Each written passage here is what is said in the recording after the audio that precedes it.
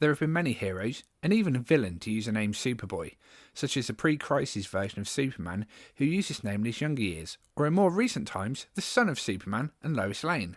However, for me, one Superboy stands head and shoulders above the rest, and that's Con-El, aka Connor Kent.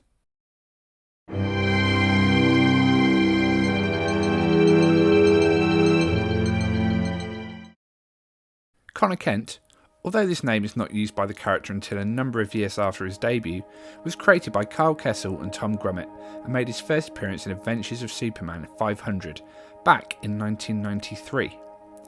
This was after Superman was killed at the hands of Doomsday, which meant that Metropolis, and the world as a whole, was without a Man of Steel. To remedy this, Paul Westfield, the director of an organisation called Cadmus, decided he wanted to clone Superman. By doing this, not only would he be able to give the world a Superman, it would also be a Superman under his control. To do this, Westfield needed Superman's DNA, so stole his body from where it laid in rest and started his research. Unfortunately for him, during his time with Superman's corpse, he and his team were unable to get the DNA required. However, they did discover that a biometric aura surrounding his body provided some of his powers. Westfield and his team managed to adapt this field and use it on a human clone, which they managed to grow from a cell to a teenager within just 1 week, but only after several failed attempts. Westfield's intention was to grow the clone to be the same age as Superman, and implanted memories into it so when it was ready, it would believe itself to be the Man of Steel himself. However, the clone was released early and emerged as a teenager. The Kid of Steel wasted no time and hit Metropolis and announced that Superman was back, although no one really bought it. This new Superman was brash, confident, and obviously way younger than the man who had recently died. At this time, 3 other imposter Supermen hit the scene: the Cyborg Superman, Steel, and the Eradicator. This storyline is called Reign of the Supermen, and is a direct follow-up to the death of Superman and Funeral for a Friend. If you want to get into Superboy from the ground up, this is the place to start. The one true Superman eventually returned in true comic book fashion, and at this point the young Superman accepted, although begrudgingly at first, the name of Superboy. Superboy was given his own ongoing series, which ran for 100 issues between 1994 and 2002, and is one of my favourite comic runs of all time. The creators of the character, Kessel and Grummett, took the reins and relocated Superboy to Hawaii, where he had run-ins with the likes of the Suicide Squad, Knockout, the Legion of Superheroes, and even a time and universe misplaced Superboy, aka a young Clark Kent. This run is the perfect follow-up to Reign of the Supermen, and is where Superboy really comes into his own as a character. If you can't track down the back issues of this series, you'll be pleased to hear that DC have recently been reprinting it in trade paperback form, so I hope the full run gets his treatment. Also during this time, Superboy formed the team known as Young Justice alongside other sidekicks, Robin and Impulse. The team later grew to incorporate characters such as Wonder Girl, Arrowette, Secret, and Slowbo.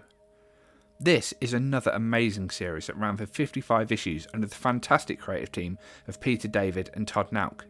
It's such a fun read, and it's a great way to get to know some of the younger heroes in the DC universe.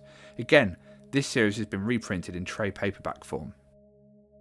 After the cancellation of Young Justice, Superboy and some of his teammates formed a new version of the Teen Titans, alongside existing members such as Beast Boy, Cyborg, and Raven.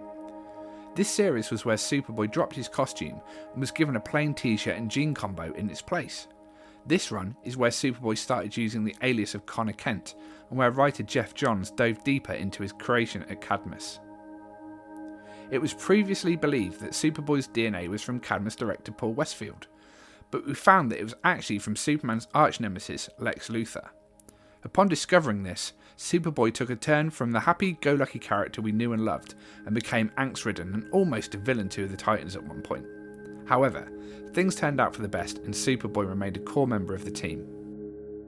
That was until Infinite Crisis in 2005, where Superboy lost his life trying to save the world in a clash with Superboy Prime, an evil version of a young Clark Kent from a different universe. Infinite Crisis is one of the many universe-shattering stories from DC, but in my opinion is one of the best and well worth a read if you fancy looking at something epic and universe-spanning. As is always the way with a superhero death, Superboy's didn't last, and he came back in the 2008 Legion of Three Worlds miniseries. This led to a brief and rather unremarkable 11-issue series for Superboy in 2010, but the kid was never as popular as he was in his 90s heyday. This takes us up to the rebooting of the DC Universe from 2011 called The New 52, where the whole line of comics and characters were given updated looks, origins and many new series, with many starting afresh. While we did get a Superboy title during this time, it was based on a new version of the character and not linked to Connor in any way. In fact, he was basically wiped from existence, not to be used again until 2019. Connor Kent is now back alongside Impulse, Robin and Wonder Girl, plus a few new faces in a brand new Young Justice series from superstar writer Brian Michael Bendis. At the time of recording, we don't know how and why Superboy is back, but I for one can't wait to find out. So there you have it. He may be a clone, but Superboy has become one of DC's most beloved characters and is certainly up there as one of my favourites. I hope this video helps him become one of yours too.